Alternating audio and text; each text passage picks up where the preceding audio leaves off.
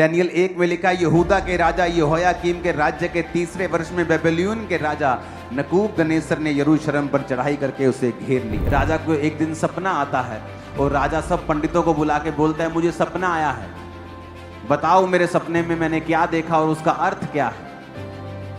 सब जादू टोना करने वाले पंडित शास्त्री सब बोले, राजा ऐसा कौन पूछता है, हमें सपना तो बता, हम बता देंगे तेरे सपने का अर्थ क्या है। उसने कहा, नहीं, सपना भी तुम बताओ और अर्थ भी तुम बताओ, नहीं बताओगे तो तुम मारे जाओगे।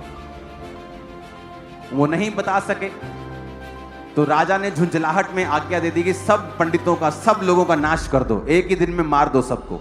जब दानियल को यह बात मालूम हुई तो उसने अपने साथियों को बोला कि प्रार्थना करो, कल मैं राजा के सामने जा रहा हूं कि परमेश्वर अपना भेद प्रकट करे। और रात को परमेश्वर ने दर्शन में दानियल को बताया कि उसने कौन सा सपना देखा है और उसका अर्थ क्या है। और दानियल उसको एग्जैक्ट वही बताता है कि तूने एक मूर्ति देखी है जिसका सिर सोने का, जिसकी भुजाएं चांदी की, फिर पीतल, फिर लोहा, पैरों की उंगलियां लोहे और मिट्टी की बनी हुई, और इस तरह से वो बड़ा पत्थर आके उसको मारता है और वो चूर चूर हो जाता है और फिर बड़ा पहाड़ बन के पृथ्वी पे फैल जाता है। और राजा शॉक्ड हो गया और उसने कहा कि दानियल को सबसे ऊंचा पद दिया जाए। अब बात कहां पे शुरू होती है, यहां बचाव हुआ क्योंकि दानियल उनके जैसा नहीं था।